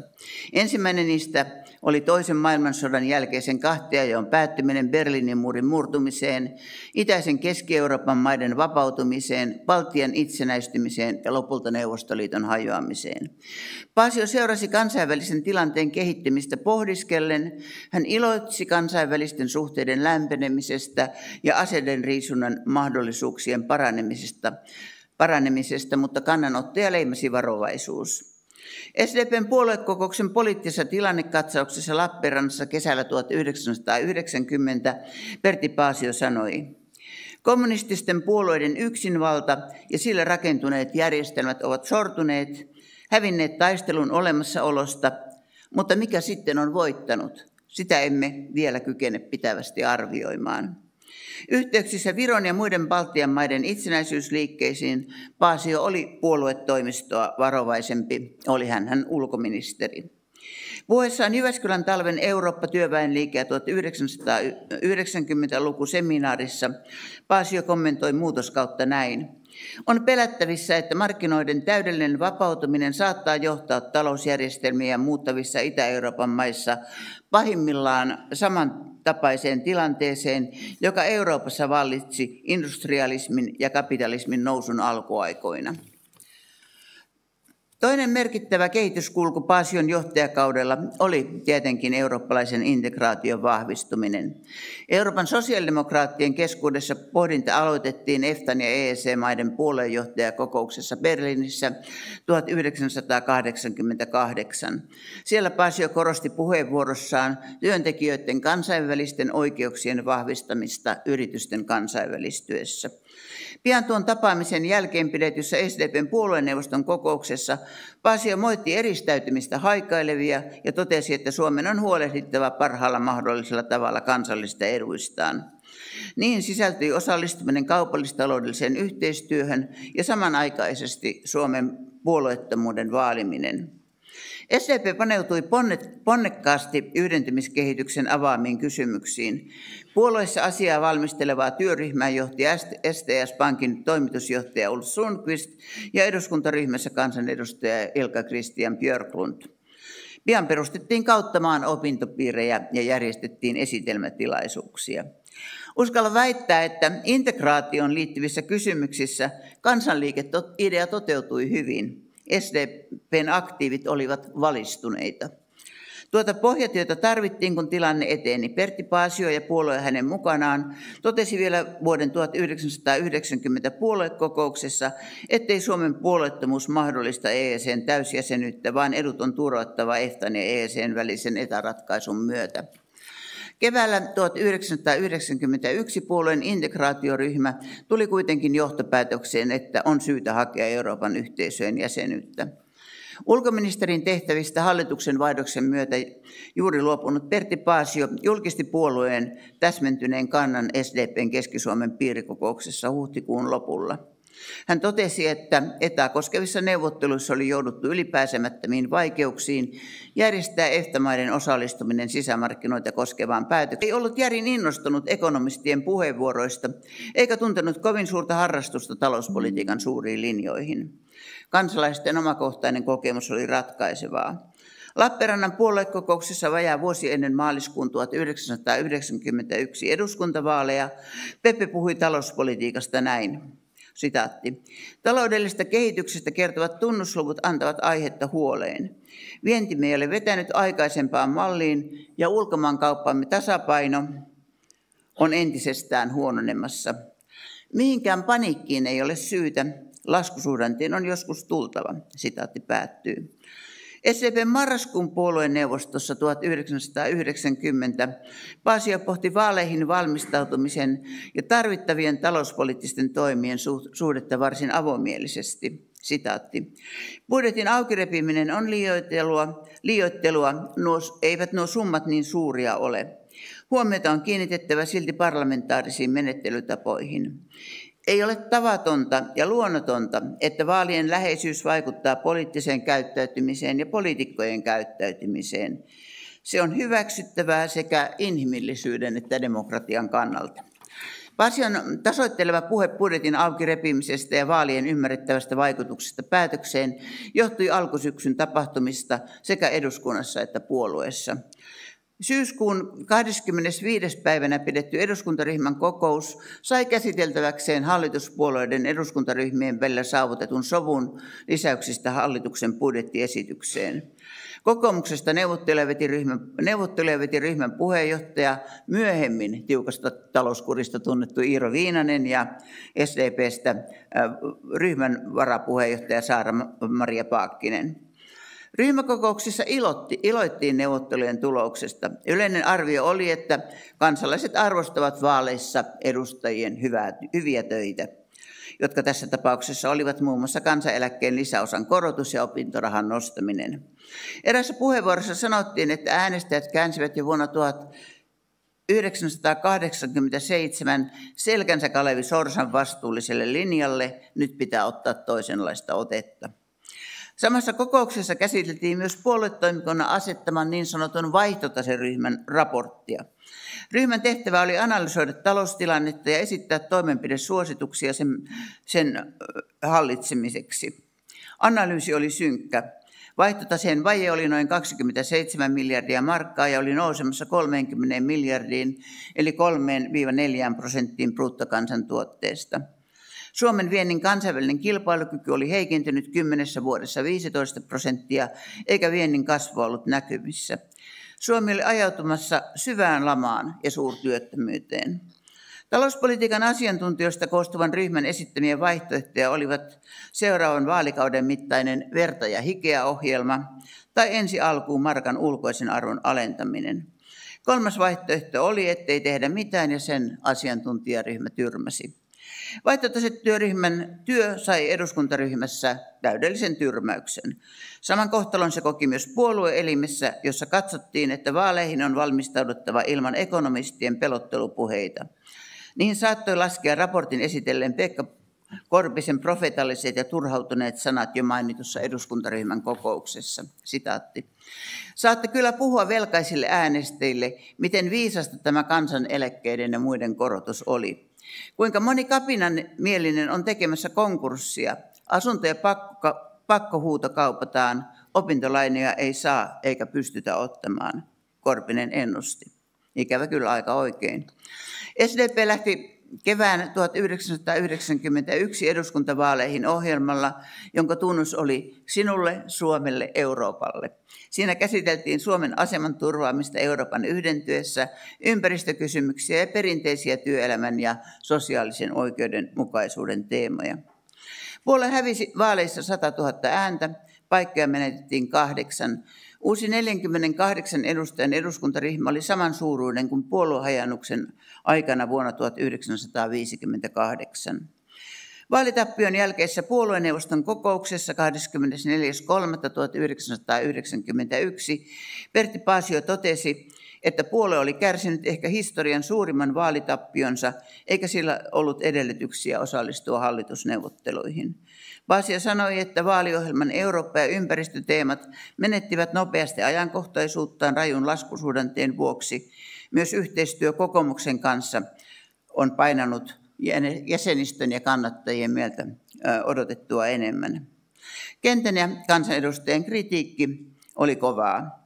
Tyytymättömyyttä puolueen johtoon oli ilmennyt jo edellisenä vuonna pidetyssä Lappeenrannan puoluekokouksessa, jossa Paavo Lipponen haastoi Paasion. Pertti Paasio ilmoitti alkusyksystä 1991 raskaan harkinnan jälkeen suostuvansa ylimääräisen puoluekokouksen pitämiseen marraskuussa. Siellä puheenjohtajaksi valittiin Ulf Sundqvist, joka joutui sittemmin luopumaan tehtävästään STS-pankin vaikeuksien vuoksi. Paavo Lipposesta tuli puheenjohtaja alkuperäisen aikataulun mukaisessa puoluekokouksessa 1993. Vuoden 1995 eduskuntavaaleissa SDP saavutti parhaan tuloksensa sotien jälkeen. Edustajien luku nousi 48–63.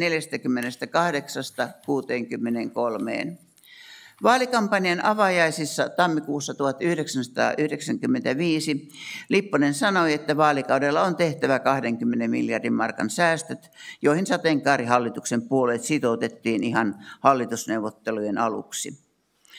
Pertti Paasio menetti puolueen puheenjohtajuuden, mutta ei puolueväen tukea. Hänet nostettiin vuoden 1993 puoluekokouksessa puoluevaltuuston aiemmalta nimeltään puolueneuvoston puheenjohtajaksi, ja puoluevaltuustohan on puoluekokousten välillä SDP:n ylin päättävä elin. Hän sai myös kansalta kannatusta. Paasio valittiin eduskuntaan vuoden 1995 vaaleissa ja vuonna 1996 europarlamenttiin, jossa hän toimi 5-vuotisen vaalikauden arvostetussa kvestorikollegiossa, joka ohjaa europarlamentin käytännön työtä. Kiitoksia.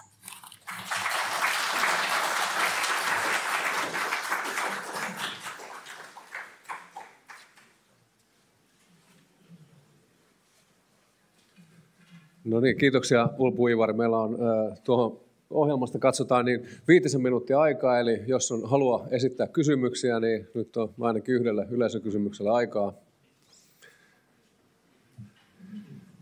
Joo, jos ei ilmene, niin käytän itse tilaisuuden tässä kysyäkseni sellaista asiaa, joka minua on askarruttanut. Lopetit tuon äskeisen esityksesi käymällä läpi sitä SDPn oppositiokautta 91-95 ja sitten sen jälkeisiä tapahtumia. Ja minun käsitykseni, että Paasion näkemys tuon 1991 vaalituloksen jälkeen oli heti se, että mitä muuta vaihtoehtoa ei ole kuin mennä oppositioon, mutta vaalitulos itsessään olisi mahdollistanut hyvin monenlaisia erilaisia hallituspohjia. Esimerkiksi punamultahallitus olisi syntynyt jo pelkästään niin, että siinä 2 suurimmalla ryhmällä olisi keskenään ollut reippaasti yli 100 kansanedustajaa. Ja tiedän, että jopa tällaista 3 suurenkin hallitusta ainakin jotkut pohtivat tässä. Niin tällaisen kontrafaktuaalismin jossittelun puolelle, jos mennään, niin jos tämä olisikin kääntynyt toisin, niin olisiko sitten 95 vaaleissa niin SDP ollut lähelläkään tuota 63 kansanedustajaa, joka on muuten suurin SDP-eduskuntaryhmä toisen maailmansodan jälkeisellä kaudella? Ei varmaan olisi tullut sellaista tulosta, ja toisaalta SDP oli siinä vaiheessa täysin kykenemätön hallitusvastuuseen siinä taloudellisessa tilanteessa. Meillä oli heti vaalien jälkeen Rukalla sellainen pienen porukan kokous, jossa analysoitiin tilannetta, ja siellä oikeastaan jo naulattiin kiinni se, että hallitusvaihtoehto on kokonaan poissuljettu, ja sitten kerrottiin myös, soitettiin Mauno Koivistolle, joka ei ollut kauhean iloinen siitä, mutta otti tämän vastaan. Mä luulen, että aika monet meistä pelkäs, että jos oltaisiin menty hallitusneuvotteluihin, niin sitten olisi ollut niin paljon taas tämmöisiä hyviä ministeriehdokkaita eduskuntaryhmässä, että oltaisiin menty vähän takkilevällään ja kykenemättä siihen kovaan verta ja hikeä ohjelmaan, joka silloin 90-luvun alussa oli sitten Esko Ahon hallituksella. Sitä voi arvioida monella tapaa, ja yhteiskunnan suhteet oli silloin tosi kiristyneet, mutta kyllähän sitten kun Lipposen sateenkaarihallitus aloitti toimintansa, niin oli jo valoa näkyvissä, ja kansantalous oli lähtenyt jonkinmoiseen kasvuun, että vaikka Lipposellakin oli kova urakka, niin kyllä se Ahon hallitus oli sitten siinä pohjaa luonut. Joo, kiitoksia. Ja siinä mielenkiintoinen piirre tuolla vaalituloksessa on se, että SDP menetti sen 8 paikkaa, mutta kokoomus menetti 14 paikkaa ja siitä huolimatta meni hallitukseen. Sitten jos vertaa nykyhetkeen, niin ajattelen, että 48 kansanedustajaa oli valtava pettymys. Ja sehän on sama määrä kuin tämän hetken eduskunnan suurimmalla ryhmällä, eli kokoomuksella on kansanedustajia. Mutta näin, kiitoksia aamupäivän esittäjälle ja yleisölle. Nyt meillä on ohjelmassa 20 minuutin tauko tuonne kello 12.05 saakka. Jos haluatte kahvia, niin voitte kävellä tuosta ovesta ulos ja pihan poikki ja mennä tuonne Educarumiin Machiavellin ravintolaan. Siellä on ainakin sitä saatavilla ja näemme tässä samassa tilassa 20 minuutin kuluttua. Kiitoksia.